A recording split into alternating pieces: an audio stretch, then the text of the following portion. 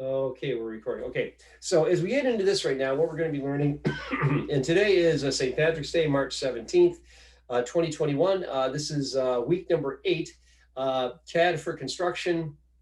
And this is actually, yes, spring semester 2021. So that's what we're working on right now. So week number 8, we're going to be having an introduction to Revit. So as I mentioned, Revit is essentially a three-dimensional building information manager, which is different. You basically access a central model.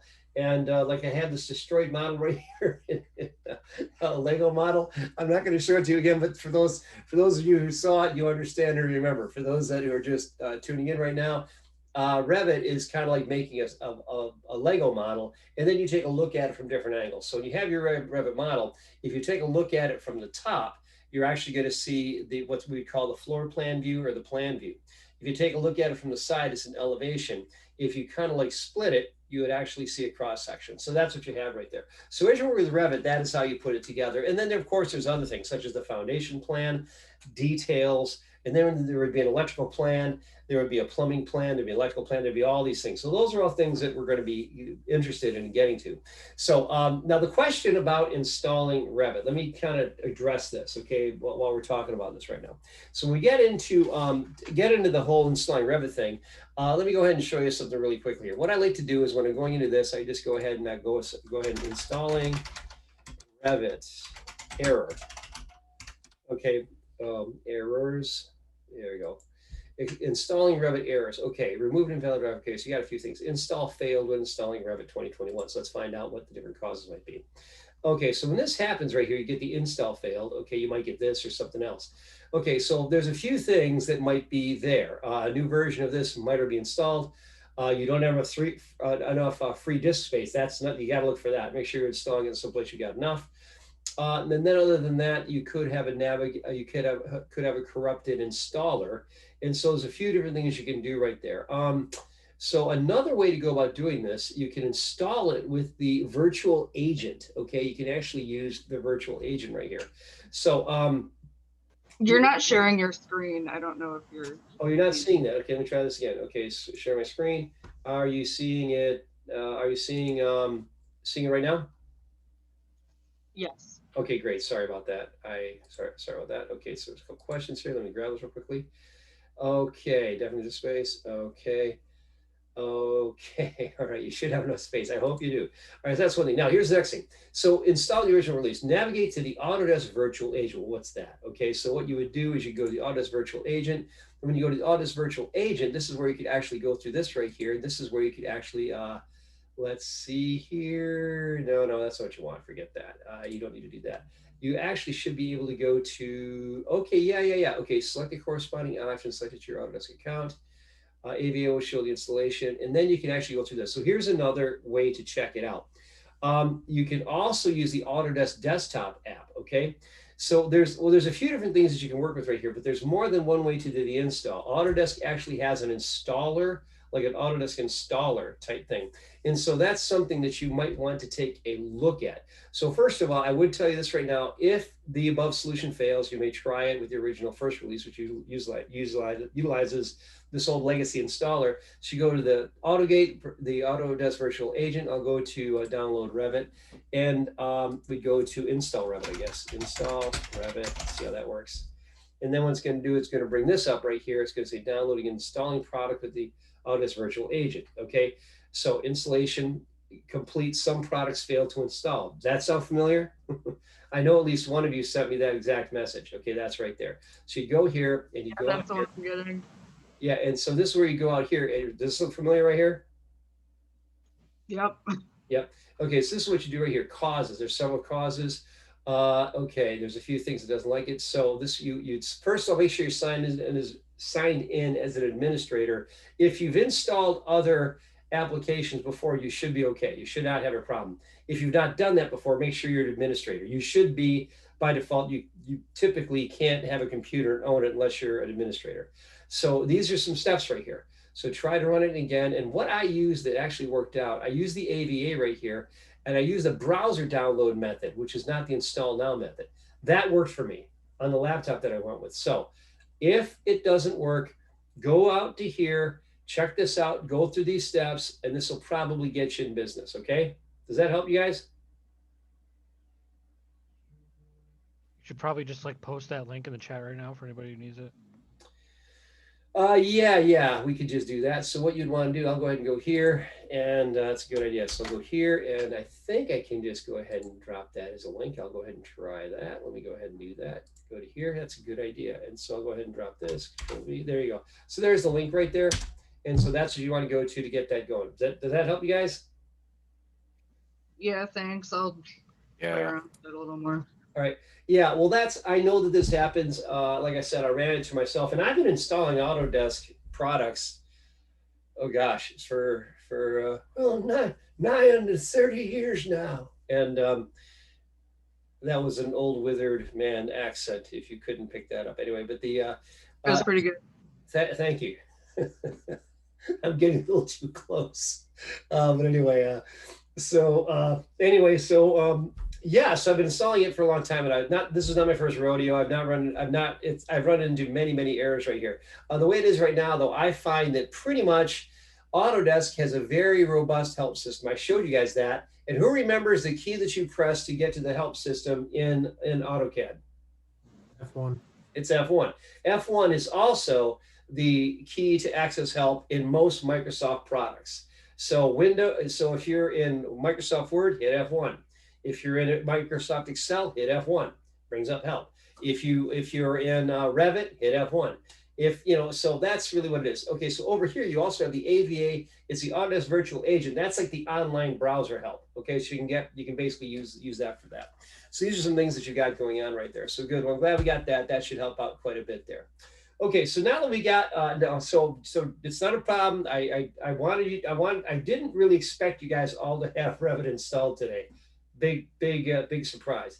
I didn't really expect it because I've been teaching this for a while, and usually people wait until an hour before class, and then they're scrambling and they can't get it done, and then they freak out and stuff. It's what happens all the time. Anyway, I'm not surprised. It's okay, because right now, this class, we're kind of at the halfway point. This is week number 8, so it really is the halfway point. We've learned a lot with AutoCAD, so this week will be a little bit of a breather. Okay, we're going to learn some things. We're going to go through some things, and at the end of today, there will not be an assignment. This will be catch up for what you have yet to finish, and also a time to explore Revit. Get it installed, explore Revit. Now, that being said, you will need Revit on your machine next week. So if you hit the wall again, let me know. I'll be happy to help you, but I want to make sure that you're all, equipped and you have what you need. So if you hit the wall after that, you should be okay after that. You should be able to find what you need, but that's how you go ahead and find that. So a lot of this is just browsing, just going out there and typing in, I can't install Revit, boom, and follow through what it says. Okay, so we have that. Another thing, have any of you guys actually started your own Autodesk account? Have any of you guys done that yet? Yes. Okay, did you have to do it, or were you given an option? I think it asked you when you first started up AutoCAD. I kind of think you have to. So I think all of you do have an Autodesk account right now. I think you all do. If anyone is not sure, when you installed your AutoCAD, I'm pretty sure it makes you. I'm pretty sure you have to start an Autodesk account. So I'm pretty sure you all have one.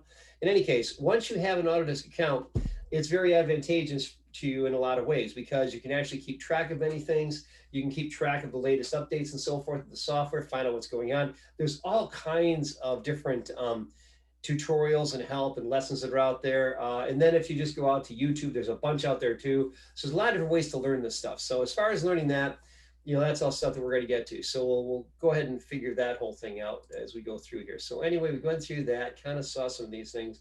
So these are all things that you can go through, and that's what you have right there. So when you get a failed install, you can go through that. I just did a little quick thing here. What I did is I actually put together something, and I'm going to see if it works right now. Let me see if it does work. I'm not sure if it will or not. Okay, if I go here, oh yeah, I actually have polls right here. If I go to polls right here, all right, I'm going to do this. I'm just testing this right now just to see if this works. Okay, so have any of you guys done polling in a Zoom class before? No. No. All right, well, this is just a check. I want to try this, just want to see if it works. So I'm going to go ahead and click there. I'm going to launch the polling. Okay, so I got this basic polling. So now you're looking at two different questions now. Can you guys see these questions right now? Yeah. Okay, Yep. so you own a dog. Okay, yes or no? You go ahead and do that. Now, here's the other thing. What beverage is Professor Brennan enjoying? Okay, now I have this mug right here, and it is St. Patrick's Day. Yeah, you have to bear that in mind. So you got to cut me some slack. And so as far as that goes, am I drinking Guinness? Am I drinking tea? Irish coffee? Have any of you guys ever heard of Irish coffee? Yes, I love Irish coffee. Mm-hmm. Okay, Irish coffee is very tasty stuff. And when you're in Ireland, if they say, "How would you like to have a coffee now?" They don't mean a Folgers or a Starbucks. They pretty much mean they mean a cup of of coffee, black coffee. And then what they do is they actually take brown sugar and they melt the brown sugar in it. Sounds pretty good so far. So they melt the brown sugar in it, and then what they do is they take a shot of Jameson's whiskey and they pour that in there, and then they get cream and they put that on the top. Here's why. So when you're drinking it, you are supposed to drink the coffee through the cream. Okay, so the cream kind of acts like it flavors everything that comes through. It's really quite amazing. But that's what Irish coffee is. Okay, so the all right, the polls are going. No one thinks I'm drinking Jameson's. Okay, how we doing here? Okay, so you guys are going pretty well. Okay, so we got it. We got a few dog owners here. That's a good thing. And some of you voted. Some of you. I'm just waiting. Also, this is to find out if you guys are asleep, who's just working with their Facebook, who's just running around doing something else, and who's not paying attention. Because I can see who's voting and I can see who's not. There's another way to just kind of check on you guys, making sure that you're awake. And it looks like you're getting there. You're getting there. Okay. Okay. 3 think I'm drinking Irish coffee. Okay. 2 think I'm drinking tea. 5 think I'm drinking Guinness. All right, do I want a dog? Okay, 3 to 7. Okay, so it looks like the votes are going to stop right there. And okay, first of all, no, I would not drink Guinness. I wouldn't drink Jameson's or Irish coffee when I'm teaching. I wouldn't do that. Okay, so I'm now on the record. I'm drinking tea. It really is tea. My wife made me a beautiful cup of tea right here, but it is an Irish cup of tea. It is an Irish cup of tea, and so I got that going on.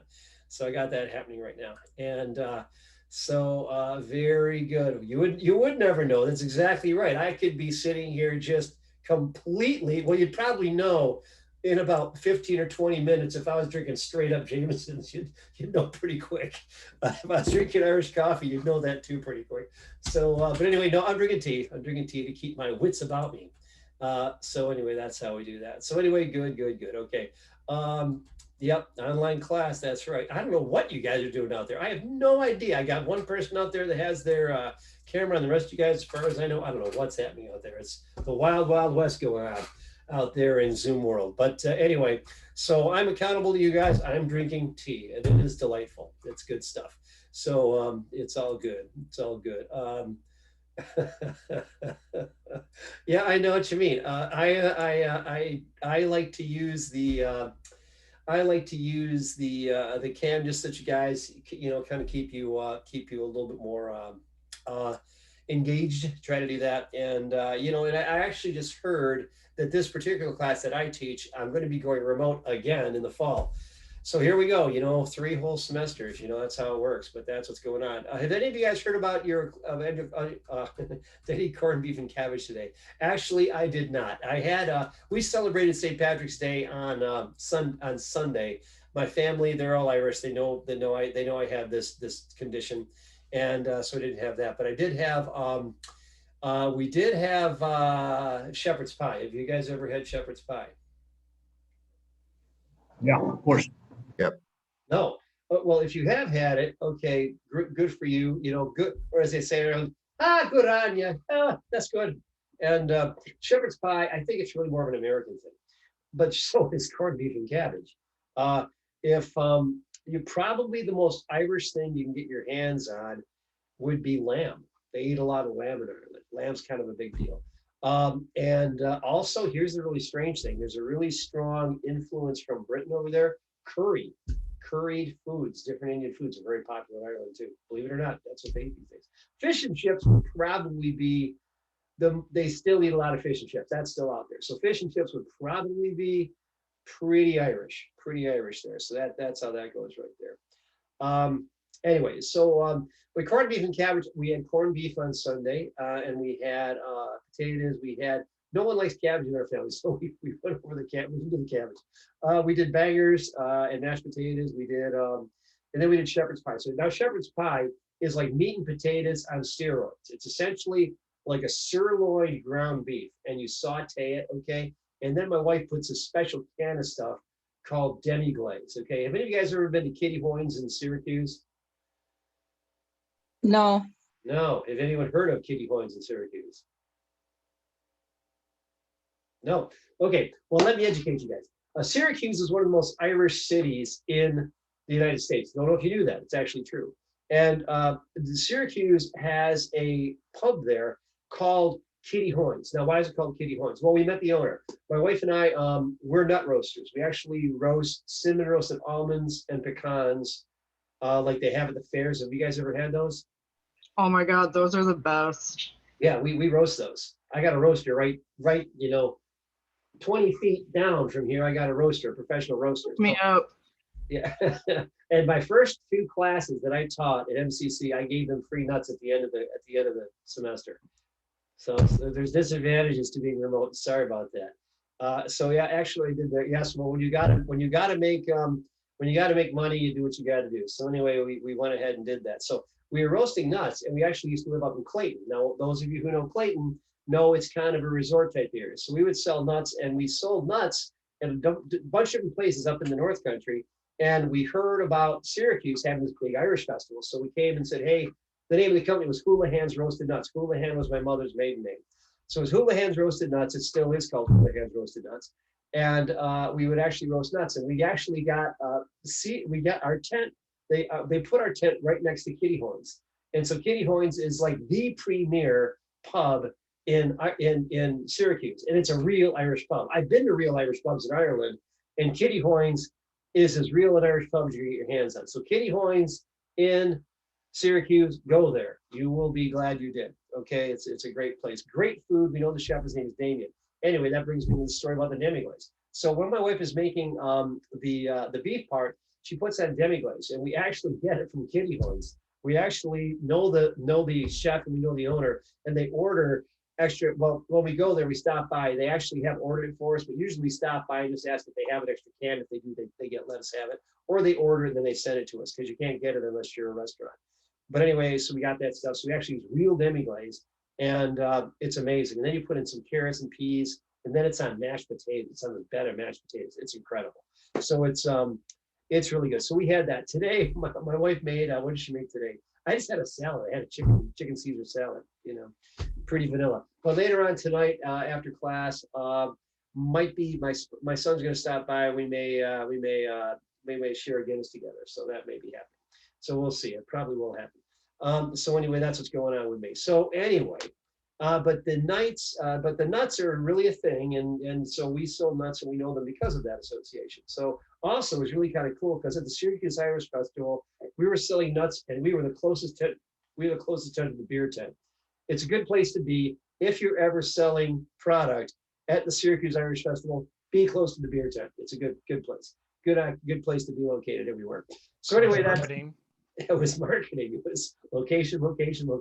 Salty nuts with some beer. It worked out great. We did very, very well. We went there, I think, 3 or 4 years, and we loved it. It was really, our first year we sold out. We were literally scrambling. It was so busy. People were lined up literally at our kiosk because we stayed open. Some other people's closed up. Some people closed up, and we had people stacked up 20 deep trying to buy our nuts. We were so far behind. We were pre-selling them. So I had people give me $20 and say, here, I want this many nuts. And so then we'd roast them. And then when they came up, I'd give them the nuts. And so it was crazy. So the next year we prepared for it. We did much better. Anyway, I'm way off topic. So getting back into the whole thing about what we're looking at right now, we're looking at Revit. We're looking at installing Revit. And now here's the next thing. When you're working with Revit, you've got to have some idea as far as what you're making. Okay, now we had an introduction through the class as far as what the basic construction documents are. Your floor plan is typically the one we all relate to. Your elevations would come next.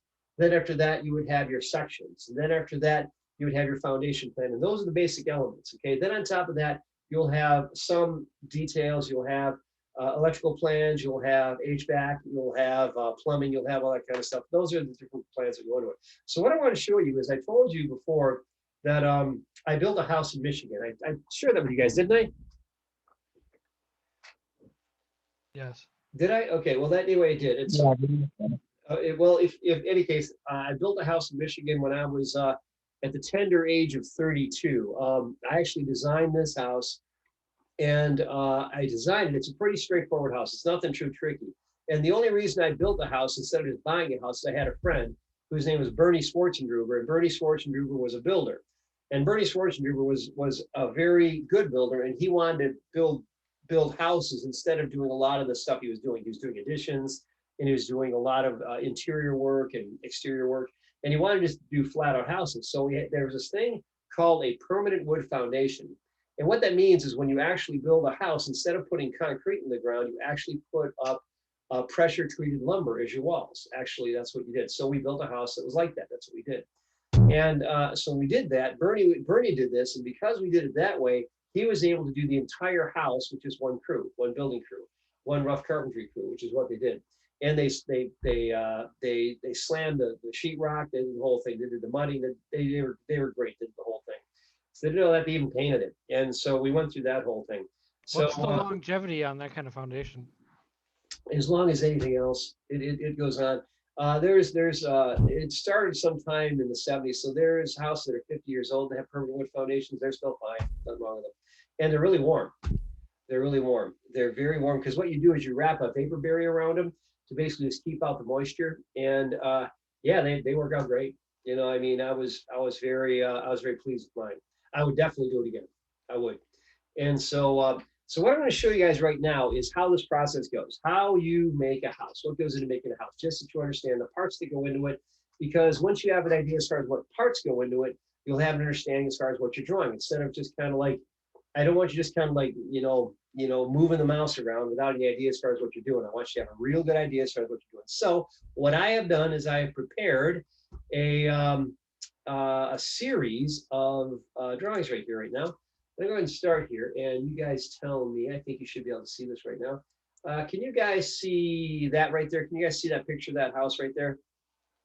Yeah. Yep. Okay, that is the house that I built. Okay, now, like I said, it's a simple house, but that I designed, and we actually had it built. Bernie built that, and so that's the house after we got it done. The brick on the bottom is actually not real thick, 3 5/8 inch thick brick. It's actually, that brick is only a 1/2 inch thick. The brick is. And what we did is we actually pressed it into place. And I'll show you how this process goes.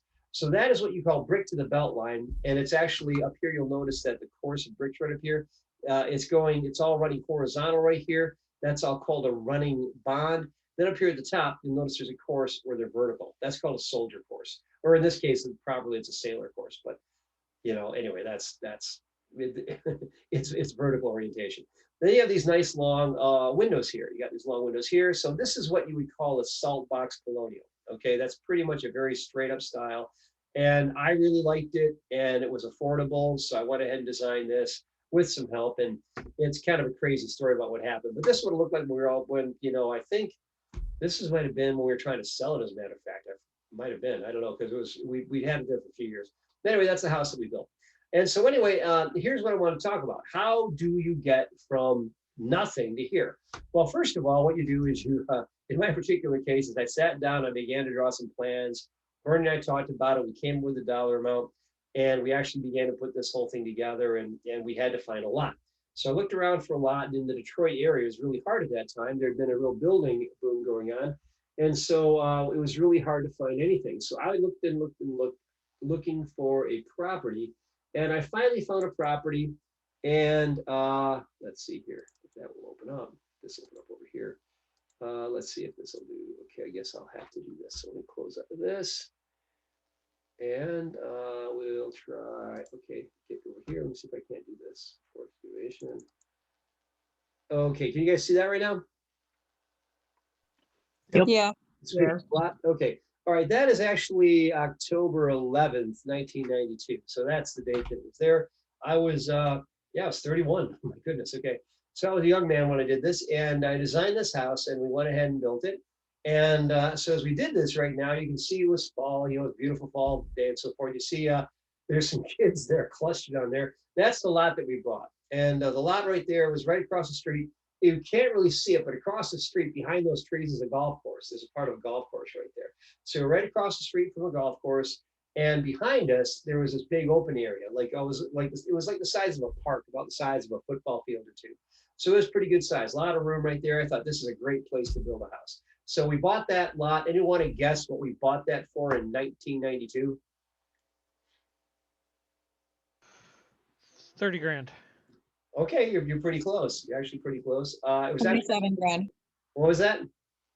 27 grand. Oh, she's going lower. Yeah, okay. It's like the Price is Right. Okay, you edged him out. Okay, who else has it? Who else has a guess?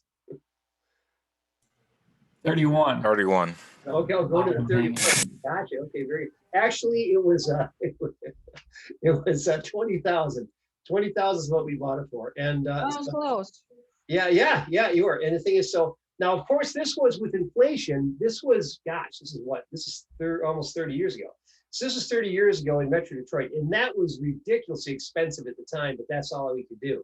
I was hoping to spend 10, I had to spend 20, but that's a whole story in itself. The guy who sold it to me, he sold it to me because he wanted to stick it to this other developer who wanted it to make some condos. So he hated this guy so much, he sold it to me.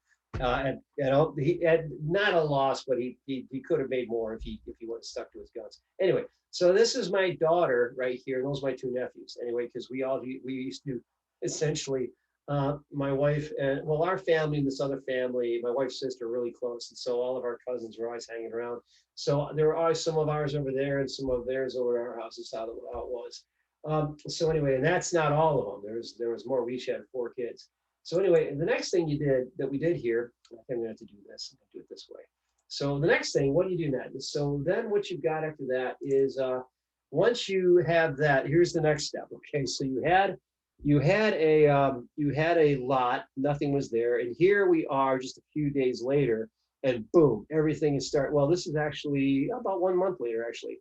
So we've broken ground. And you can see the piles of dirt right there. What's going on right now is you take a look at this. You have different things going on here. Now, some of you are probably taking Professor Holly's program, doing civil technology and so forth. So some of this might look familiar to you. As you're going through here, first of all, you're going to notice that all that was dug out. Second of all, you see a pile in the foreground. Can you see my mouse right here? Can you guys see me indicating this or no? Yeah. Okay. So this would be what? Who has an idea what this would be? Gravel. Yeah, it'd be gravel. It's fill. Okay, because the reason why is when you're building, you've actually got to put things, you got to put something in the ground that's going to give you a foundation that will also let water, what they call percolate, let the water kind of go through. And pea gravel is the way you do it. That's actually pea gravel. So you put the pea gravel in there because it's about the size of a pea, and you put that in there, and that's the foundation. So that's what you had to have there. So you dig it out, you do this, and then all the rest of that dirt got picked up by somebody else. Which is how that works. Okay, so you have that. So now that we have that, what's next? What do you have after that? Well, once you've got that, and once you've dug a hole, and that's me, by the way, when my hair was when I had some hair, and and my hair was dark, and that's Bernie. To this day, the best man that I know probably on the planet. Just an amazing guy. So anyway, that's there, and then going on to the next thing. Then next thing you do is then when you do this, you do an excavation. How do I get that up there? Come on, it should work. Okay, excavation result. Will that show up? Okay, it doesn't want it. Okay, there we go. So there's the excavation. That's the result right there. So now this is Bernie again down here, and here's my kids, and you can see something interesting here. If you take a look right up here, you can see the difference between the topsoil and the clay.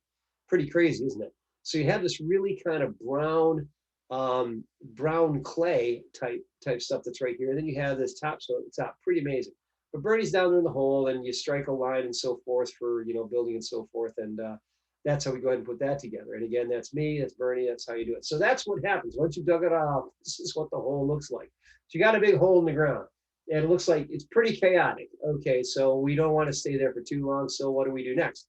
Well, the next thing you got to do is once you've done that, is you have to do, this will work. Come on, you open up. Come on. Okay, there we go. Now, what you got right here, these are my two daughters. Both of each have kids. This one right here in the purple, she's got 4 kids. And she has had 4 of her own children. And then this one over here, she's got 4. This one over here has 3 kids. And so they're both married. They both live close by. One's in Irondequoit, one's in Bristol. And then my other son, the last one, he's the one that just moved in from Kansas City. So this is November 16th. And what you can see right here are the walls I spoke of. Now, take a look at that. There's not a speck of concrete there. All you've got is permanent wood foundation. What you've got is womanized or pressure treated lumber. And this is pressure treated lumber. Like when you build have any of you guys ever built a deck? Yeah. Yep. Okay, you've been involved in building a deck. Okay, and did any of you notice what the saturation number was, or what the number was for the pressure treat?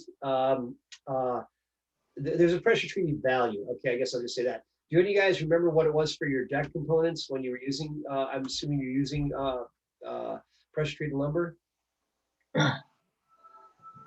No, I don't remember. I think it's 0.3. A deck is typically 0.3. When you do a permanent wood foundation, it's 0.6. So that means there's a higher saturation. These boards were freaking heavy. I'm going to tell you that right now. This lumber was very, very heavy. And so anyway, you build the walls and you do that. Now over here, you're going to notice. Professor. Yeah. So what's the advantage of doing a wooden foundation over like a regular cinder block foundation? Is it like cheaper or? There's a couple of things. Okay, it can be cheaper for sure. And the main reason why is your carpentry crew can do everything. Okay, so what happens is the only concrete you have in the whole thing is going to be your driveway, which yeah, they got to do that, and the foundation for your garage, and then also in the actual basement, you'd actually pour a concrete pad there, and that's it. After that, you just build on top of it. So the benefits are these. Number one, it's cheaper because you do everything with your own crew. This also saves scheduling problems. Like instead of trying to have to bring somebody in with a truck and do everything, you build the foundation on site. You do that. So there's great cost savings as you get into this right now for those reasons right there. Those are the primary drivers. Is schedule. You can really stay on schedule much quicker, much better with a permanent wood foundation because your one crew does it all. Second of all, there is a cost savings for sure. So those would be the two benefits. Other than that, the third benefit, which is purely aesthetic, is that as you get in the basement can then be, you basically put bad insulation right in the walls and boom, you got an insulated basement. It's nice and dry. It feels like you're upstairs. And then, yeah, you put a couple windows in the basement and light floods in. It's really quite amazing. It really is. It's great space. So those are the primary advantages.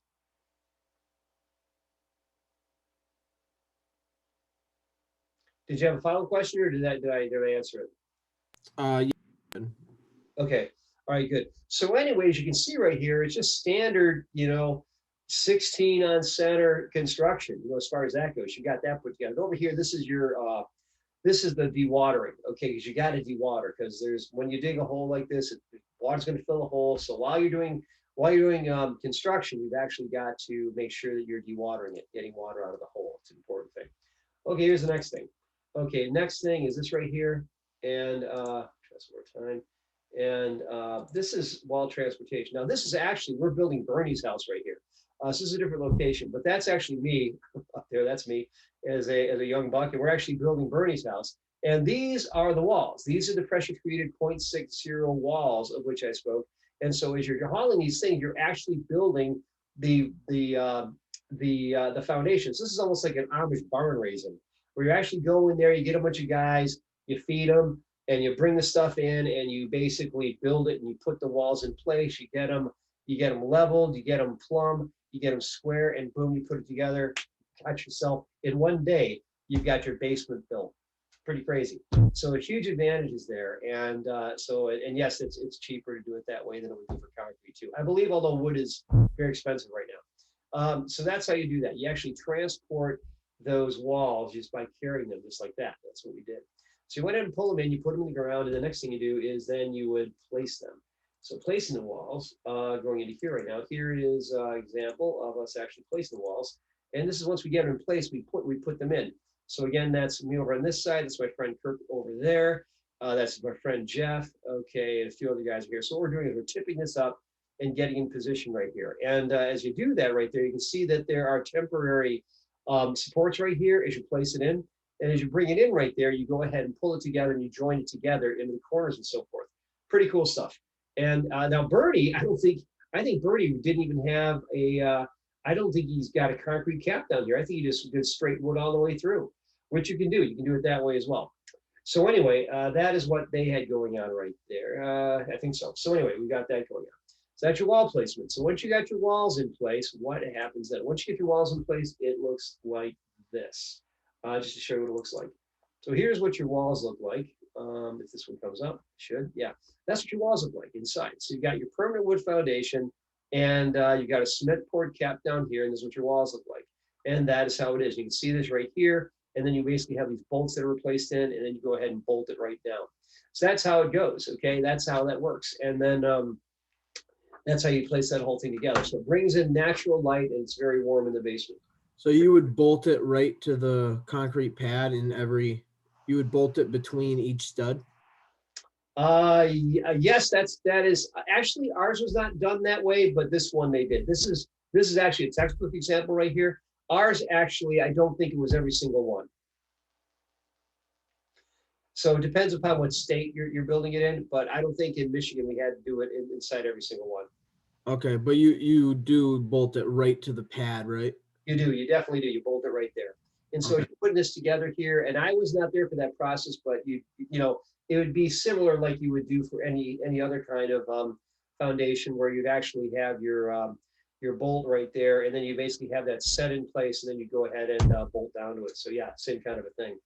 So yeah, and that's how that works. And then after that, once you're there, I think the next one, the wall placement, watering the walls. I think this one. Okay, this is where. This is what happens when the walls start to go up. Now we're into December 7th, 1990. That's my son, John. He's the one that just moved here. He's the one who's the architect who's working for CJS. And so he's building his house right now. So it's there. And then this is Bernie right here. And then this is dewatering the place right there. And this is the first set of walls that went up. So essentially, they're just walls. And look down here. This is all you've got. You've got a vapor barrier around the exterior. That's all that you have. And that is what holds out the water. The vapor barrier is not there to act like, to like keep water out like out of like you're wrapping a bathtub. It's there just to keep the moisture out. The walls do it themselves. And so that's pretty much how it works. And with the pea gravel all the way around the perimeter, water drains down. So drainage and proper engineering of the drainage is very important to make sure it works correctly. So that's how that works. So that's how that would go. And so now the walls are going up. You got the first floor happening. And then the next thing, let's see here, what do we got here? Okay, this one right here is another view of that same shot. And this is the watertight barrier. Okay, so you got this right here. This is how it went in. This is how this is going in. And this is that same day. And as you're seeing this right here, you've got your deck right here. And this is starting to build up. And the thing that's so great about this is right now, this gives you a very, very, very good visualization of how this is all put together. So we have this right now. And so as you have this right now, you see this is like a 2x4 stud. You got the sheathing on the outside. Very simple construction. These areas that are framed out right here were cut out and windows and doors were placed in those. That's how that went. So you want to go as fast as you can at this stage so you can get the building enclosed so you can be warm inside. So this part right here is can be a little problematic. Right here, you can see probably a little bit right here that there is actually a hole that actually is where the stairs went down. Okay, that's actually where your stairs went down in the basement. So that's how we'd have that going. So now that we've got that, and we got a pretty good idea as far as how that works, what's next? Well, then so once you got that, the next thing is, this is, that's a superstructure, the same thing. We already did that, didn't we? Okay, so we got that. Dewatering is the same thing, isn't it? Okay, dewatering, yes, superstructure. Well, it's another view of the same thing. So here's another view of the same thing that we took a look at before, just to give you another idea. This is another shot of the same thing. This is with the walls that are in place right here. So you got that going on. And that is how that will work. And then moving on to the next thing, we then have, once you've done that, you've got this. You've got the built exterior frame. I'll show you this. It looks like this, like here. So now this is what the frame looked like. So when you get done with it, this is January. So we started, remember, we broke ground like on November the 11th. And this is less than 2 months later, okay? That's one of the benefits of that. Pretty crazy, huh? So that's how fast this goes. I do not know that. I do not know that construction company. I do not know. I assume they're in Rochester, Welliver. I do not know them. but we can go ahead and yeah. So anyway, this is what you do right here. So we've got this in place right now, and now that you got this, this is all wood going straight up. This part, this part is just how any normal house would look as you're building it right now, if it's going to be sided. And that's how you have this here. And then the porch went on right here. That was an afterthought. We decided on the porch afterwards because it looked a little too plain. And then other than that, you have these other elements that are in place right here. So that's looking really good there. And then moving on from there, we've got a decent idea as far as how that works. And then we've got this right here. We've got, here's another shot of it, kind of at an angle. The bolt stories right here. That's what you got over here at an angle. So this is what you got over here. You've got a little window right up here. You got that. And the original design of this house, I was actually supposed to have 12 roof pitches on both the garage and the roof. That's a very steep. That's a 45-degree angle. And the reason why you do that is it gives you more room upstairs. That's what I wanted to do. And the code in the city told me after we got into this, they said, hey, that's too tall. You're going to have to lower that roof. We're like, wait, lower the roof? We're talking trusses. We're talking everything. And so fortunately, we hadn't ordered the trusses yet, but they told us to do that, which we did. But we lost all the space. I was actually going to make this right here. I was going to make the garage so that it was actually set up. So it was actually a 12 by 12 roof pitch, which meant you could have just walked in there and you would have an extra room over the garage. That was going to be my son's room, but that never worked out because of zoning. If any of you guys have had to deal with zoning, you know how that goes. So anyway, next thing, this is what the inside the master bedroom, looking from the master bedroom out looked like. And so you had some different things right here. You've actually got, this is our closet. There's a hallway, this is the hallway over here. This is our closet. This is the linen closet. Down here is the main hallway and so forth. That's me with a beard. And this is my oldest son who's now 34. And then we have my other daughter peeking around here. And then you can look out in the backyard. You can kind of see it's a big field back there. That's what gave it the appeal. That was so great about it. So that's what we liked about that. So that is what it looks like when you're getting done. And that's how you're framing. Okay, you'll notice that electricity is in there. So that's been run. And that's how construction works. Once you get the different, support structure in place, the studs, then you would actually start to run your electricity. That's how that would work. I realize some of this is review for some people, but not everyone knows this stuff. Okay. Let's see your question. Okay. Okay, very good. All right. Okay, thank you, Brooke, for that. This right here is how the brick goes on. Now, I told you before, this was not real brick. Or oh, someone's making some noise here, trying to find out who that may be. Sorry about that. That's okay, not a problem.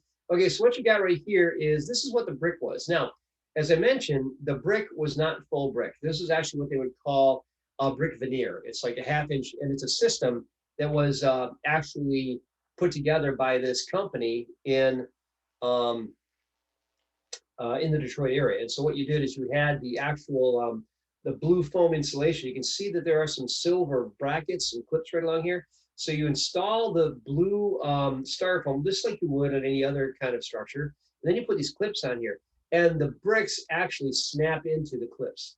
The bricks snap into the clips, and so you basically go ahead and do that. You get the rows together as they're supposed to be right there, and that's how you go ahead and put the system together. So you get the benefit of exterior insulation and you get the appearance, the aesthetic of the brick, which is pretty cool. So that's what we did. That's how the system went together. And then let's see here. I get one more shot, and that's it. And then so once this is all done, yeah, and once you put it together, it looks something like this right here. That's what you got. So this is what it looked like when you're all done. There are actually some corner pieces that you use too. So that is how it worked. That is how you went ahead and put that all together. And as I said, and as you can see right here, you've got your horizontal courses. That's called a running bond. And here you have a sailor course right up here. So you got those. And that's how you go ahead and place these. And that's how you put it together. And it worked out really well. And as I mentioned before, when you're all done, it looked like this here. So that is what it looked like. So now we got an idea as far as like how to build a house, what are the parts that go into it. So that's what we've got going on so far. So that is an introduction as far as did you have to grout the brick after it's done? Yes, I did. I actually had to grout all the brick. And so what you do is you get a cake decorator bag, big Mumbo one. And what you do is you just and so you mix up your grout in like a 5-gallon bucket. You spoon it up into the cake decorator bag, and then you grout it, every little bit of it. I did that whole house. It was a pain. Yeah, that would be a lot. It was a lot of work. And then when you're done, you grout it and then you score it. You strike it with a piece of pipe to actually give it a little bit of a groove. And then after that, when you're all done, you got to go over the entire house with muriatic acid, which is real pleasant stuff. So you get some rubber gloves on and be on a rickety ladder with a bucket, like this, and you put your hand in with a brush and you take the muriatic acid, which is, it's caustic. It's got the picture of the drips, and skin frying on it. And so anyway, I'm up there on the ladder, just going ahead and brushing this stuff up. Then what happens is roll down my glove, right to the end of the rubber glove, and then we get on my skin. Now, fortunately, it was slightly diluted, but it would really irritate my skin. So I learned a lot. I learned a lot with this whole process. So it was actually pretty cool. So yeah, I moved when I was 31 years old. So I did that whole thing. So that's pretty cool stuff. So that was what we did. We did a lot of work, great sweat equity. We made good money when we sold it. So it worked out real good. So what I'm going to do right now is at 7:02, I'm going to take a little break, and we're going to come back in just a few minutes here. So I just want to give you guys a chance to stretch, and then we will get back to it. And so just go ahead and just take 2-3 minutes, refill your cup or run to the restroom, whatever you have to do. We'll come right back. So we'll be back in, we'll call it 5, but it might be a couple minutes before. So see you guys in just a couple minutes.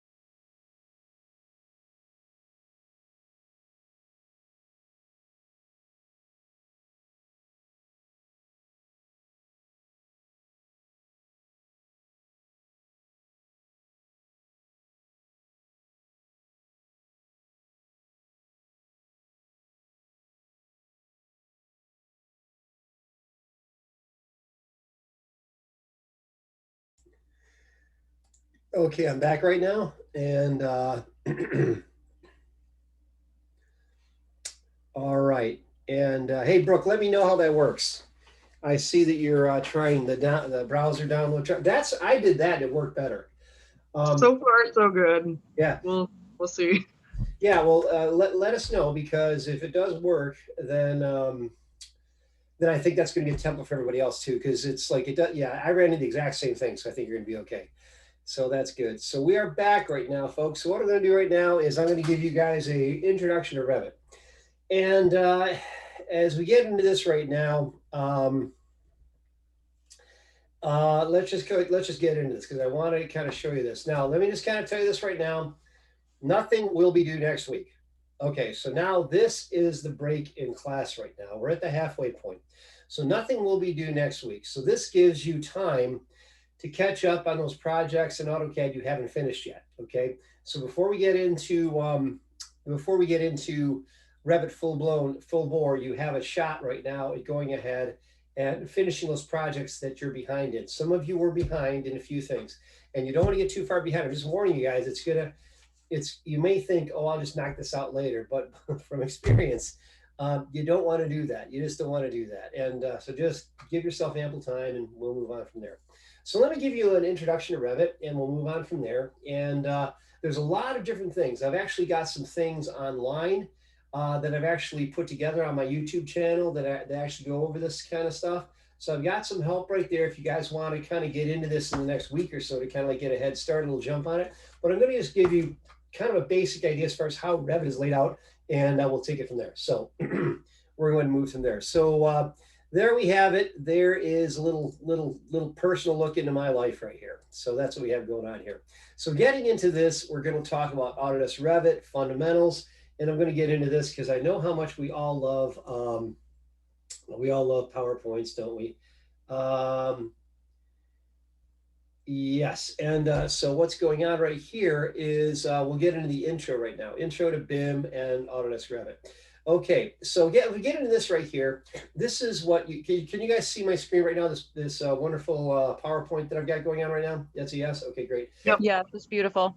Okay, great. Okay, so what you got going on right here is this is the Lego model of which I spoke. Okay, this is essentially your virtual Lego model, which lays in ruins at my left-hand side, but will shed tears later. But anyway, so you've got this going on, and essentially what happens is you build a virtual Lego model. After you do that, you look at it in different ways. And when you're looking at it, it's called a view. All right, so real tricky name, it's called a view. And your views are what allow you to see it in different ways. Okay, rest in pieces. Yes, exactly. All right, very good. And okay, very good. The chat's very active tonight. Okay, very good. Okay, very nice. Okay, did you guys see Expendable 2? Maybe 10 years ago. Yeah, those were the Expendables, were like the Sylvester Stallone movies with all the. It was like a super. It was like an action movie on steroids. It was just like an exaggeration of all this crazy stuff, and it had Sylvester Stallone, Arnold Schwarzenegger, Chuck Norris, Jason Statham, all these guys, and just this totally over the top movies, just like they're really more there's an action plot, but they're really more comedy. Really, it's pretty so okay, very good. Okay, very good. All right, awesome. Okay, but anyway, yeah, I really enjoyed Expendables. It was fun. And the thing is, so Expendables 2, that's one of the big lines. A guy meets a very messy demise, and they say rest in pieces. So anyway, I don't think it's only from there. But anyway, it's been around for a while. Okay, it's actually funny. Expendables 2 is pretty funny, but and it's good. It's good movie. It's funny. You gotta take it for what it is. You can't take it too serious. Oh, who else is in it? Who's the guy? Dolph Lundgren. Yeah, Dolph Lundgren's in it. Jet Li's in it. And all these guys. Who's the other guy? Terry Crews is in it. So it's just over the top. Let's see what we got here. It's really great. It is really graphic. I'll just warn you. It's It's exaggerated bloodshed. They rotoscoped it in, so blood flies in a lot of scenes, this kind of stuff, but it's not real. You can see, rotoscoping is what they do, where they actually draw it in. Anyway, it is what it is. Anyway, so I don't advocate violence. Okay, we'll move on from there. Okay, so and Professor Tom did not say to watch Expendables 2. You can't see anything anymore, but it's a movie, and I saw it, and I'm not ashamed. So there we go. Anyway, it was fun, and we'll move on from there. What do we got here? Okay. Yes, there you go. There you go. Okay. Okay, so moving on from here. So it's a it's like a virtual model, and your views are how you see it, which is really what makes it so powerful. So here's the difference. Okay, here on this slide right here, what you're going to see over here is over to the okay. Yes, you all can. Okay, so over here on the left, you've got traditional drafting. Now, traditional drafting is where basically both when you did drafting, either CAD or manual drafting. Back when I've actually worked with plans that were hand drafted. They're works of art. It's amazing. But what happens right here is you're working with plans right here. Your plans are typically drawn up. Your floor plans are drawn up, and they essentially depict the model. Okay, so once you've got that, you got a basic idea. You got one sheet, got another. They're all disconnected. And then from there, you'd say, okay, this is the model. So we're going to make sections based upon those plans that we've just made, and we're going to make elevations based upon those plans we just made. And there could be an error between them. And I've seen this. You catch an error, it's like, oh, that's wrong, and the whole set has to be reissued. And then you got CDs. CDs means construction documents. That's traditional drafting. And that's what we did for the longest time, both in manual drafting and in CAD. And then along comes BIM. BIM is where you have the central model, the Lego model, which I spoke of, and then the different views are how we look at it. We look at it in plan view or an elevation view or 3D, and then from there, here's the other really cool thing: you can get schedules. So that means if you were to go ahead and you were to build like the model that we just took a look at, the house that I just saw there, which we actually will build later.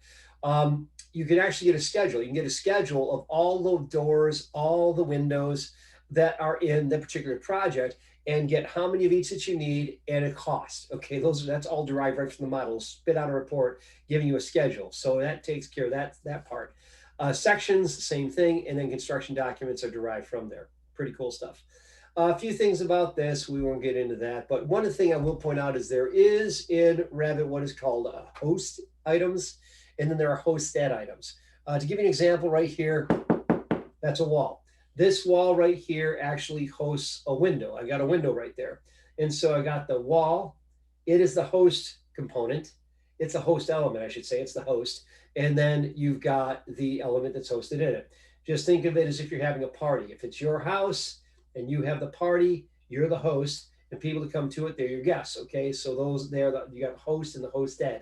All right, so your wall is your host, and your hosted component is your windows and your doors. So that's how Revit does things. Revit recognizes things. So when you put a window in a wall, Revit understands that it has to adjust the thickness of the window to accommodate the thickness of the wall. So if it's a 2x6 construction, it gives you a 2x6 window construction. If it's a 2x4 construction, it'll give you a 2x4 window construction. So that's how that works. Pretty cool stuff. And that's how they would go ahead and put that together. Then from there, you put your documents together. Then you got these different elements that are all part of it. The two big ones are going to be the properties in the project browser. We'll get into this in a second. And then you got the home screen, looks like this right here. And then we have Autodesk Revit file types. Okay, the default Revit file type is RVT. That is for a Revit project. RVT is your project file. And then RFA is a family file. You got those two things right there. And so those are the main ones we're going to be concerned about. And then you can create a new project. And when you do, you can go ahead and pan and zoom just like you would do in AutoCAD using your mouse. That's how you pan and zoom. And then you can actually get into it and actually make walkthroughs and that kind of a thing. And actually take your camera and set it inside. These are the kind of things you can do. You can also change the visualization, whether you want more detail or less. And that what I'm going to do right now is I'm going to open up Revit. Now here's Revit. I've already got it installed.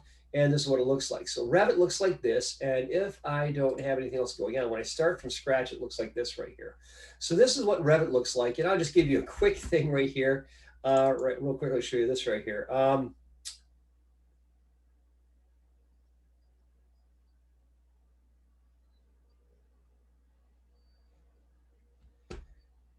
Okay.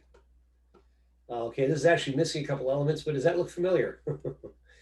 Right there. It should look familiar because that right there is the structure that we built before. That's what we have right there. That is what you have going on right there. That is what we're going to do. We're going to basically look at this in more detail later, but that is exactly what you have right there. So we got that. We'll go ahead and close out of there, but that's the kind of detail you can get on these kind of things. So looking at this other one, this is actually a modern hotel. Now this modern hotel right here has been put together, and it's actually got several different things about it. So first of all, when you get into Revit, you can move around inside of it. Okay, like in this view right now, I can go ahead and zoom like this. I'm just using my mouse right now. I'm just rolling it forward. I can zoom in. As I zoom in right here, I can actually see inside of this atrium area. I can actually see inside there. Then going on like this, I can actually rotate around. So if I hold my shift key down, I can actually hold down my wheel and rotate this around. I can go ahead and do this. Take a look at this. You've actually got these balconies on the back of this structure right here. And that's kind of cool. And you can actually look right inside. If you want to get a straight up elevation view, you can accommodate that like this. There I am right there. And that is a view looking right now at the rear of this particular structure like that. And I can click on this wheel right here and it spins it, rotates it, gives me this elevation right now. And we can see this. Then I can go ahead and click on that again and it spins it around and gives me the front of the structure. And right here, I've got the, so here I've got the modern hotel entrance right here. I got this, and inside is the reception area over here. And then over here, you got, this is actually like a breakfast area. And over here, you got a little atrium area down here. So you can actually sit down there. And we can go ahead and just kind of rotate that around like this. And that's what we have going on there. Pretty cool stuff. And so as you do that, you can go ahead and just take that and flip it back into its original orientation. Now that we've done this, let me just kind of talk a little bit about what's going on with the particular elements that are going on in the structure right here. And what I want to talk about in particular is this, okay? Now, over here, you got the ribbon. There's a ribbon in Revit, just like there is in AutoCAD. Now, the ribbon in Revit has different elements. You got like wall, door, window, component. This is where you drop in like blocks, like you drop in things such as plants or furniture. You could use this for that. Columns, roof, ceiling, floor, and so forth. So everything in Revit is kind of looked at as being a little bit different in the sense that the items are looked at as being elements instead of being just lines. Okay, so as far as that goes, you're not drawing a line, a series of lines that represent the front of a building. You're actually drawing the front of a building. That's how you have things right here. You can also create holes in walls and doors, walls and floors and so forth. All these elements you have right there. So you got walls. Then when you click right here, there's different wall types. Like if I click down here, I can choose a architectural wall. And if I go down here, I got these different wall types right here. I click here and it shows me some of the types. I've got a generic 4-inch brick wall, generic 5-inch brick wall, generic 6-inch, and so forth. And if I were to go up here and choose like one of these, for instance, exterior brick and CMU on metal stud, if I click right there, I could actually take a look at the elements that I have right here. So what are the elements that I've got here? If I go here, I can take a look at the elements that are part of that wall. And if I go here, I can actually take a look at the preview. And there's a preview right there of what the wall looks like. So here's the pieces of it. So if I were to go ahead and click on this right here, it tells me right here that I've got a finish, which is a concrete masonry unit, which is 3 5/8 inches. So I've got these things that are going in place right now. And this shows me the wall and what it looks like in a profile view. If I wanted to see it a little bit differently, I could go here and make it go to the section. Now this is what's kind of cool here is it's actually this particular blue part right here is what's highlighted right here, this concrete masonry unit. If I were to go ahead and click here, it tells me, okay, there's your thermal air layer. That's a 3-inch air layer. And then going down here, you have these different elements. And as I go down here, they get highlighted and I can see actually what is being discussed right here. This is a metal stud layer. That's my 6-inch stud. I've got a membrane right there. And then I've got my finish, which is right there, which is a 1/2 inch of gypsum wallboard, which is right there. You zoom in, you can see it's got a hatch pattern on it. So this is actually how the walls are constructed. Up at the very top, you got a parapet. Okay, so you got these things. Now that's pretty cool stuff. So now that I take a look at that, I see, okay, I've got walls, I got these different elements, and this is how they go together. That's great. Okay, so now that I've got that, looks like I got a question here. Okay. Oh, good, good. Okay. Yeah, Brooke actually got her install. So that's something I think will probably work for all you guys as we go through here, and we'll move on through there and get out of there. So that is how we go ahead and just get a little bit of an idea as far as that goes. And let's see here. Very good, very good. And so that's how we go ahead and do that. Now let me just point a couple other things out. So up here, this is what's called your property section. We saw properties in AutoCAD, and Revit has properties that are similar. And the properties that you have here are such that actually they describe the element. So if I were to grab, like, for instance, this wall right here, I click on this wall and it brings up the properties for that. It tells me what the location line is. In other words, as it was drawn, what did it actually use for the finish face? What did it actually say was the particular, let me get out of this. What did it actually say was the, let's see if I can look this up. Come on, really? I guess I can't. Oh, well, won't worry about it. Okay, so I'll go back to here and I'll go back to my spotlight. Okay, so over here what you got is it tells you the location line, where was it drawn from, where it starts from, the base constraint, as well as other items such as such as the base offset and how and what level it goes up to. How high does it go? How far up does it go? So these are all things that you have available to you as you work through here. You got a top offset, and then up here at the top, you got what's called an options bar, and down here at the bottom, you've actually got what is called a status bar, which actually goes through that. Here's your visual information right down here. These allow you to change the visualization. I'll give an example here. So if I go here, I can make it a wireframe, which is just like that. You know, not necessarily very helpful, but I can actually see that. I can then change it to the next level up, which would be hidden line. Looks like that. That's actually a whole lot more useful. Then I can just go through my other options right here and see, okay, I've got shaded. So it gives me a nice shaded view right there. And then I could go to here and choose the next level, which is consistent colors. And it does this right here. And then the last thing I'm going to do is realistic. Okay, when you go to realistic, it does a low level rendering. We're not going to get into full to rendering in this course. We won't have the time. But rendering is something where we actually make a photorealistic image. In this particular case, we have this.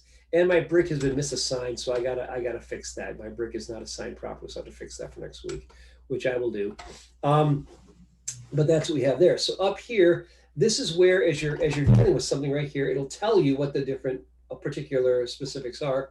And then down here, you have your project browser. Now, in your project browser, this is how you open your different views. We talked about views. So you've got your model, and then you've got your views. Your views are how you look at the model. Okay, so if let's say I say, okay, show me you got your floor plans. Okay, let me take a look at my floor plans. I double click on floor one. When I do that, boom, there's my floor one floor plan. So that's what it is. So what's happening right now? Am I looking at a separate drawing? No, I'm looking at the model. The model is being shown to me. I'm only looking at the first floor. Pretty cool, huh? So you've got that, and then you got this different notation. You can turn things on or off if you need to. I can go here and I can say hide in view this particular category. And when I do that, all that will be gone. And I can do the same thing with these. Professor, Yeah. I have a big black box in the middle of my screen, but I don't think it's me. Okay. Is it right here? Yes. And now there's another one. Okay, now there's two. Okay, they're still right there. Okay, that is my those are my controls. I don't know that I can, I guess I can, let me, okay, is it gone now? One of them is. Okay, and then, okay, is there a small one like still right here? No, there's a big one. A big one. Okay. Well, it's like long. Now there's another one. Yeah, yeah. Let me see. Yeah, I know what you're talking about here. I don't really know how to stop doing that. What I'll do, I will show it out of the way though. Is it kind of up and to the left now? Is that a little bit better? Up to the right. Now it's up to the left. Yeah. Okay, great. Okay, so anyway, that's how you do that. So I'm sorry, and not much I can do about that. It's just kind of the way things are in Zoom. I don't really know of any way to change that. Zoom and AutoCAD have a issue on that right there, I'm afraid.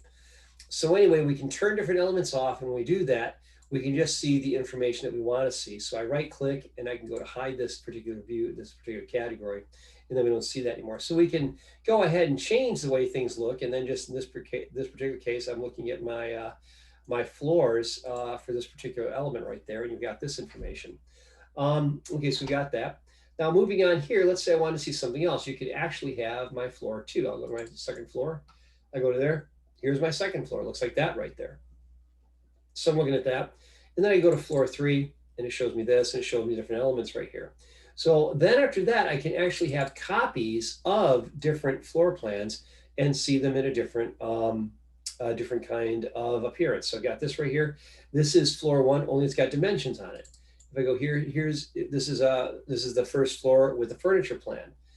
This is floor 1 with a life safety plan right here. It shows you how to get out of the structure.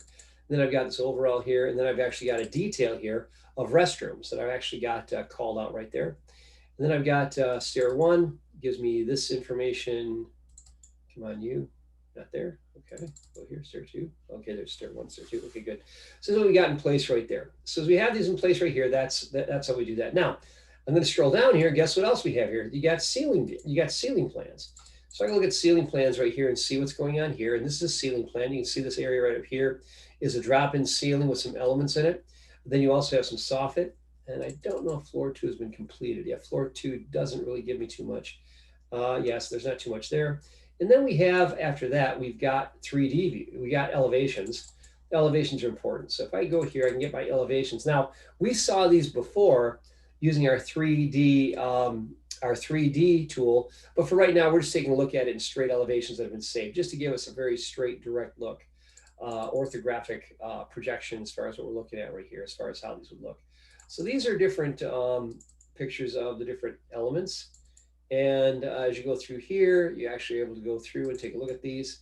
And you can see what's going on right there. And you can see right here that there are these different section markers. So if I double click on here, it's going to give me a section of the building right there. Pretty cool. And so all this, again, is like that Lego model I took apart. You can look at it from any angle you want to. And you can also take it apart in section view and detail. So this is where you'd actually do this. And then if you want to get a little more detail, you can do this whole consistent colors thing, and it gives you a really nice view on that. So you got elevations, and then in addition to that, you will have things such as interior elevations. Okay, there are those of you. Do any of you anticipate needing to do interior elevations at all? Maybe, sort of, not really. Okay. Then we. I don't think there's a chance. There's a chance. Okay. All right. And then we got wall sections here. Wall sections look like this right here. This is where you'd actually slice the building to actually see what's going on right there. And you can actually see right here your floor plate information right there, giving you that. And then let's see what else we have. And then we've got other things such as your schedules. You can actually put together, like for instance, the door schedule gives you a listing of the different elements and the size, and you could put costs in and so forth. This is how we do this. You can take a look at your room schedule, gives you this information and so forth here. So these are all really useful things you could actually use if you'd actually go ahead and put this together. Pretty cool stuff.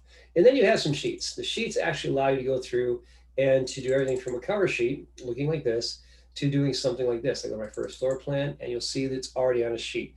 So I've got my first floor plan located on a sheet right here. And this is how we begin to kind of like navigate through it. And now one of the things that is always kind of interesting here, there's a number of different tools here we could use, but I'm going to go over here to the, where's floor 1?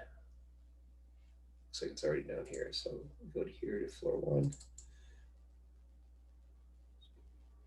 Oh, that's the wrong one. Right there. And I'm going to close everything else off. So I'll go here and close all those. So I've got those all closed off. Now I'm going to go up here, and this is where up here, this little Monopoly house is your default 3D view. So you go there, and boom, you're now seeing your 3D view right there. You've got that.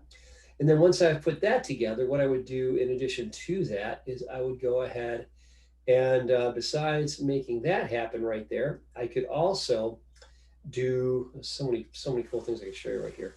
But now that we're taking a look at that right there, and we're seeing that, the other thing that we could do is as we scroll down here to our project browser, this is where we could actually say, okay, well, I'm there. What else do I want to see? Well, right up here at the top, I can go to floor 1. When I go to floor 1, it's going to open this up, and now I'm back to here right now.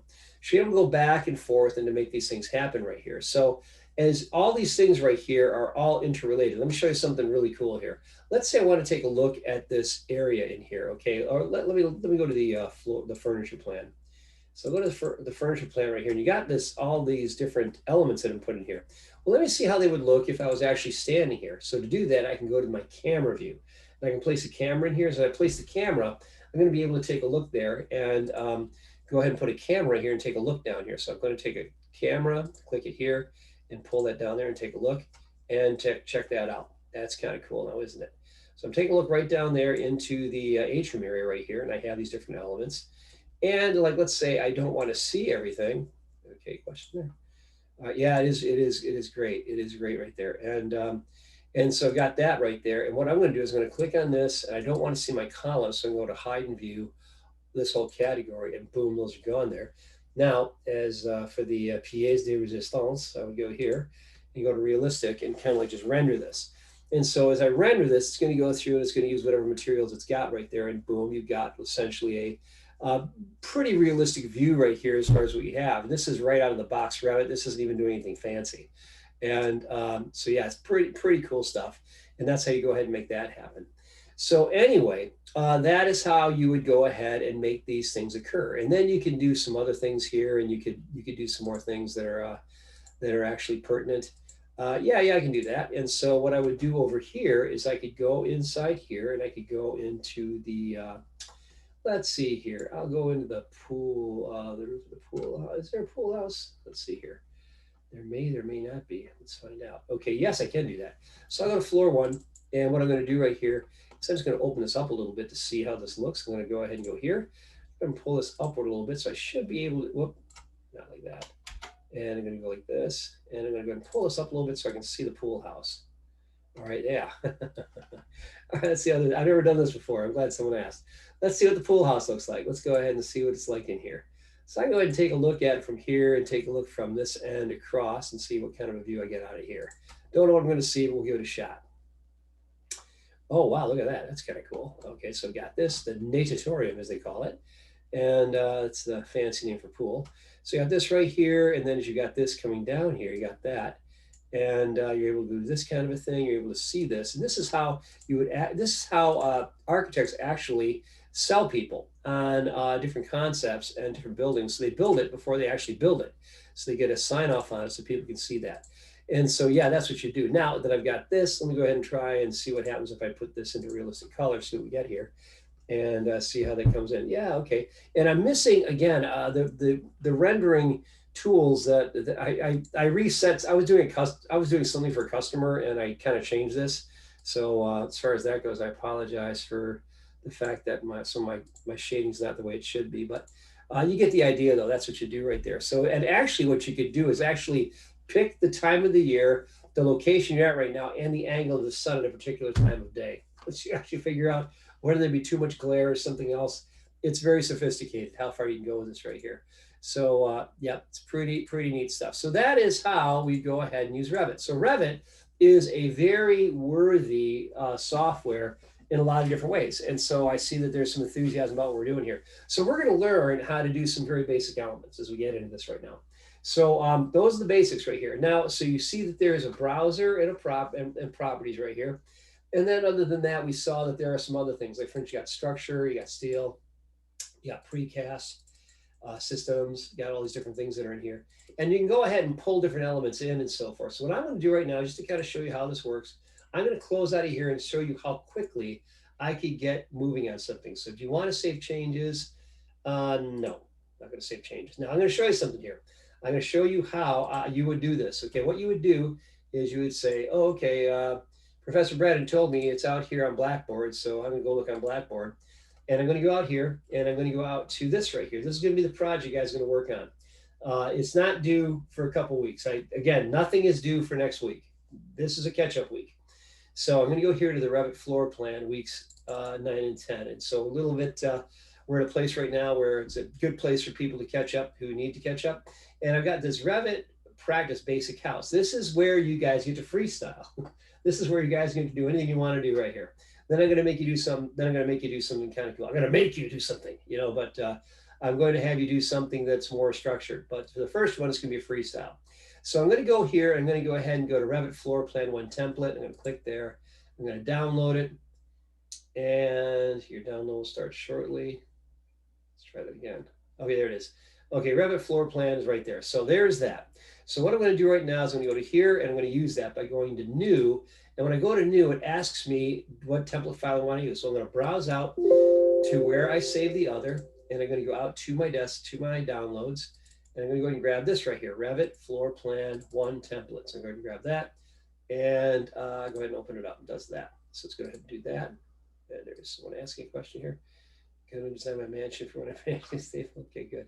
Yeah, and get a head start. Get a head start on that. Okay, so you got this right here. And so let me show you how you do this right here. Now, just to show you, I'm going to show you how to drive. When I first started to get into Revit, I was a little bit confused, but let me just give you a couple things that will probably help you. First of all, when you're drawing in Revit, Revit uses basically a set of levels, okay? Meaning you're going to start at level 1, you're going to be drawing up to level 2, okay? So you're going to start essentially with a 2-story type of structure. That's all Revit gives you. So to show you how this looks by default, if I were to take a look at my elevations, I'll show you what they look like. I'm going to go to east and look what we have right here. What you got right here is level 1. And the actual elevation of level 1 is 0 feet, 0 inches. So that would be your grade. That would be your grade essentially. Or essentially in this case, where our first floor sets, which is actually a little above grade because you typically step up to get into a building. And then you got level 2, which is 10 feet up. So you got those things right there. So, okay, now I understand what's happening.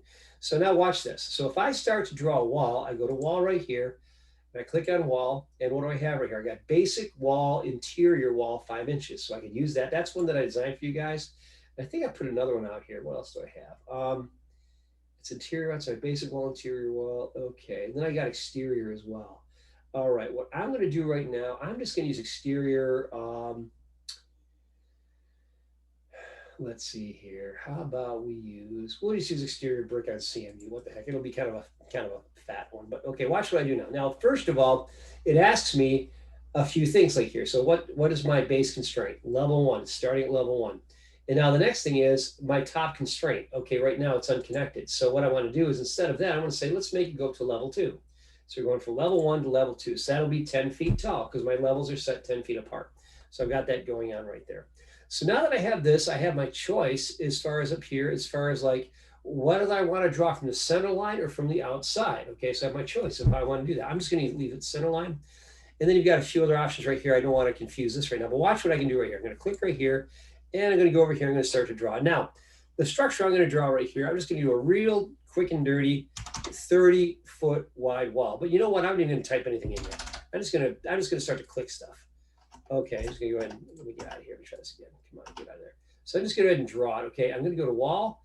As I go to wall right here, I have my choice as far as whether I draw with a line, like I see right here, or a rectangle or something else. Okay, so I'm just gonna choose a rectangle. I'm just gonna go ahead and pick 2 points, just randomly. I didn't even look. So I just went and did that.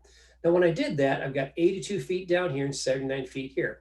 Here's where Revit gets really cool. I click right here. I'm going to type in 30. I don't even have to type in the foot symbol because Revit assumes I'm interested in feet. So I hit my enter key, automatically adjusts it. Ain't that cool? You can't do that with AutoCAD. Now I go over here and click here and type in 30. Boom. So right there, it made a 30-foot by 30-foot cube. All right, let's see how it looks. I'll take a look at it in 3D. Let's see what I got. Boom, there it is. So there's my start. I got my starting point right there. All right, so got that going on, and that's how we did that. Okay, that was pretty straight. Professor. Question? So do you always build in Revit from foundation view? I typically do, yeah. Typically what you want to do is you want to start with your floor plan just because I would say you don't have to. I think there's a logic to it that serves you well, but you don't have to. You could do it through a number of different ways.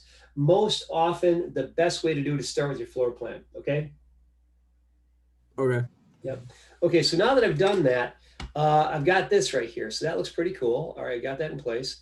Now that I've got that right there, let me show you something here. So I've got that. Then at this point, I could go back and I could say, oh, you know what? I want to go ahead and I want to go ahead and put in some doors and windows. I'm just going to do very basic stuff here. I'm going to, okay. So you'll notice I've got 30 by 80 inches. Now, most exterior doors are going to be more like 36 by 80. Okay, so what I'm going to do is I'm going to place one right around. Now, notice what Revit's trying to do here. Revit's trying to go ahead and place it right in the center. So I'll let it do that. We'll put it right in the center here, and we'll go ahead and do it here. When it says 15 feet, I'll go ahead and say, okay, we're good to go. So drag on the 15 feet, 15 feet. I'll just do it over on this side too. What the heck? and I'll do it down here as well. So we're going ahead and do that. Now you may say, oh man, the door swing's wrong. It needs to swing in instead of out. Well, guess what? Watch what this arrow does. Boom. And then you can do this and swing it over to that side. Boom, like that. So you can actually change those around if you want to. I'm just going to leave the rest of them, but you get the idea. So now that I have this, let's take a look at it and see what we got. And so now we're looking at right now, look at that right there. We got that 3D right there. It looks pretty darn good. And then after that, we could do something real simple like this, going back to level 1 and placing a window. So I go to window right here, and I got slider with trim right here. Why not? 60 by 36. Let's go ahead and place one into here. Got one here, and we'll go ahead and place one. Why not? We'll do that over here as well. 6x6 like that. So I've got those in place right there. And then what I'm going to do is I'm going to do something kind of fancy. I'm going to go ahead and click this one and click this one. And when I do that, I'm going to use a mirror. I'm going to go ahead and mirror it. We've learned about mirrors, how to use mirrors. We could go ahead and use mirrors and pick an axis or mirror and draw an axis. So I'm going to go ahead and say, pick the axis for reflection. I'm going to go ahead and say right here. You click here, pull it straight down, and click there. Boom, there they are. Kind of cool here. So what I just did there is that quickly I was able to use my mirror command to place some windows. Let's take a look at it again. And when you got that, okay, now you got some windows. Okay, so now it's looking pretty good. And you can see through the windows. Kind of cool there, huh? So you actually see into your structure right there. So you're seeing right into there, and that's what you have happening right now. And at that point, you could actually change it around and do something else, like you could do hidden line, actually reveal the brick. Or going out to here, we could go to this right here and say shaded or that kind of a thing. And so it's showing you, already you're getting quite a bit of detail right there. It looks pretty nice. Now at this point, I'm going to just go ahead and put real quickly put a floor on here and put a roof on here. So go to level 1. I'm going to put a floor on. So to put a floor on, I'm just going to do a real basic concrete floor. Floor generic 12 inches, sure, why not? And I'm going to go ahead and make a rectangle. So go ahead and pick it here. Click it from here and go down to here. Boom, boom. And I hit my green check mark to say I like that. Let's see how it looks now. Go to here. Okay, so right now, guess what? We got a foundation right there. That's looking pretty good. Got a little 1-foot foundation looking good. And then the last thing we'll do is how do you change the width of the wall? To change the width of the wall, there's a couple different things you can do. First of all, that's a great question. Okay, like if you want to do something thinner, you could do this right here. You could just go ahead and click on one of the walls like this. So I'll grab this wall right here. And I can just change the type right here. I'd go here, and this is exterior brick on CMU, and that's a little bit bigger than I want it to be. So I can say brick on metal stud. Watch what happens when I do this. Boom. See that one that's got skinny right there? So that's what you do right there. And then if you want to select all the walls, I can go here and hit my tab key like that and select them all. And I can make them all just brick on metal stud like that. That's going to make them all thinner. And just see what the windows did? The windows automatically adjusted. So that's what's really cool about that. So you do that, and now you've got this down here, and now they've been thinned out. So that is one way. The other way is if you needed a different size, you could make an additional wall type. I'll just show you that real quickly here.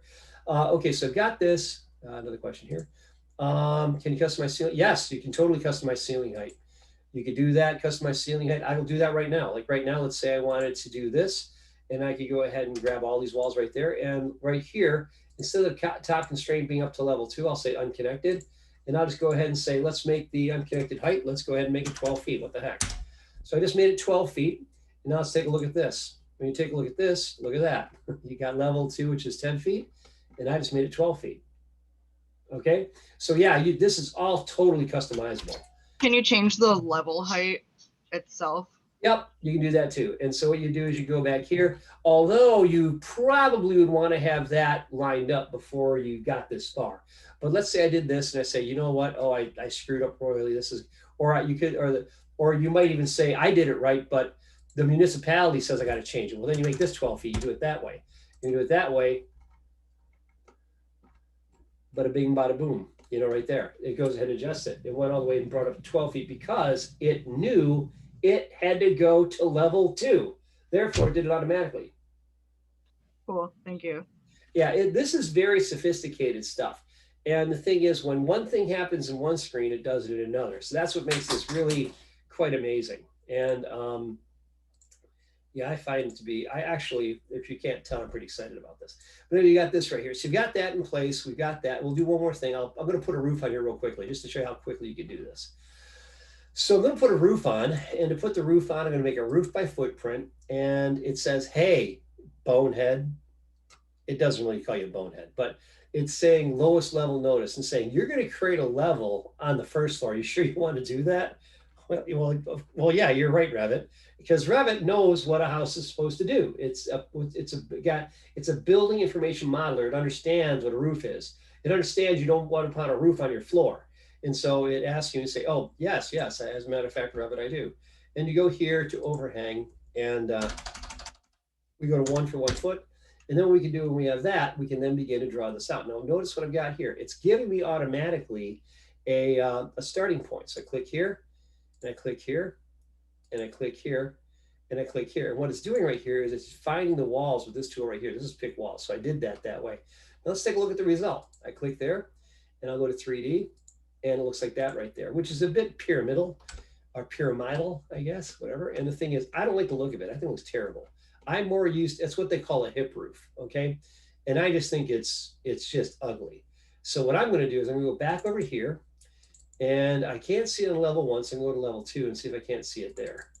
And there's my roof right there. So what I have to do right here is the reason it's like this is because if I click on this, it's gonna tell me.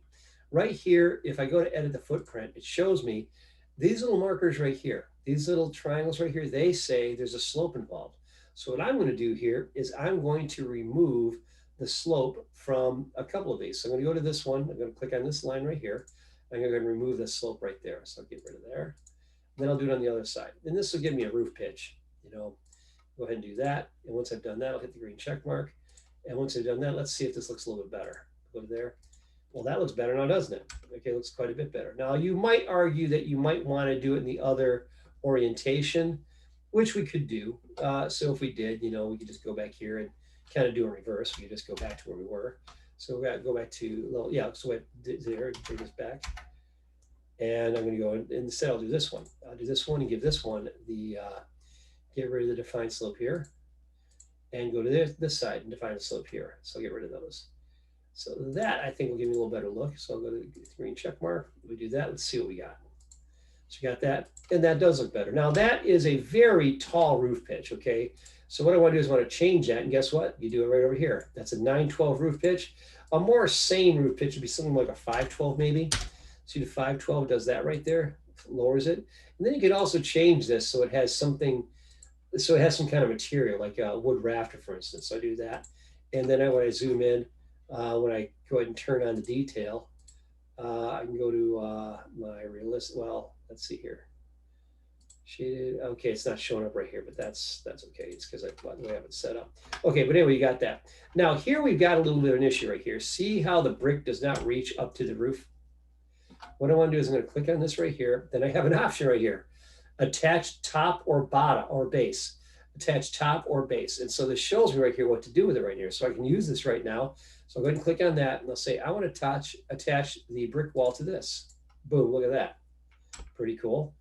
Because there, again, Revit is a building information modeler. It knows what a structure is supposed to do.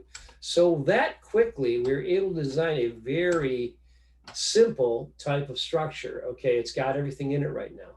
And if I were to go back here, I could actually do other things. Like I could say, okay, I like it right here. Let's say I wanted to have a little place, a little sitting place or something, or I want to put some chairs in or something. Well, you can do all that. I've also got these other things right here. I could put in some furniture. I could put in this desk, go ahead and pull this in right here and drop this. And, go ahead and drop a couple desks in here if I want to do that. And then when I do that, I could take a look at it just to see what we got. And do this and just pick a camera location here. Just take a look like that. I got that. That's what I have right there. So already that quickly, I was able to define a space and begin to put objects inside of it just like that. And like we showed before, we could go ahead and do a realistic view on it as we have right there. So yeah, so these are how we would actually begin to draw. So what you guys are going to be doing is as you guys get into this right here, you are going to be drawing something like this. Now again, not going to be due next week, but it will be there. So this for tonight was just to wet your whistle, to get your interest piqued about this right here, so you guys can understand what Revit's capable of doing and what you can do with it too. So that is all I'm going to have for tonight. That's all I'm going to have for tonight, unless there's any questions. I want to open up for questions. If there's no questions, we're just going to park it right there. And like I said, we're not going to have, you guys need to get Revit installed. So once you get Revit installed, we'll approach this next week. Next week, we'll actually be going into this in earnest. And then the following week, I'll actually have you guys do a project. So that's what we're going to do right there. So as it is right now, are there any questions at all? You can chat them or you can speak them out loud. For your elevations, when they have it for cardinals, like east, west, north, south, is that building orientation or is that the actual cardinals? That would be that'd be the actual cardinals. If you weren't using them, you would use front, rear, right, left. If you were just using the building oriented views. Okay. Yep. This particular one, and you can do it either way, because sometimes these are built generically so they can be put in different lots, different spacing and so forth. So the north, south, east, and west would actually not be true. But you will have a front, rear, right, and left, and that would be accurate. Okay. Okay. Yeah. Okay. Okay. Well, I'm gonna go ahead and leave it there, and like we always do, I'm gonna just gonna stop the video here, stop the movie. All right. So go ahead and do that.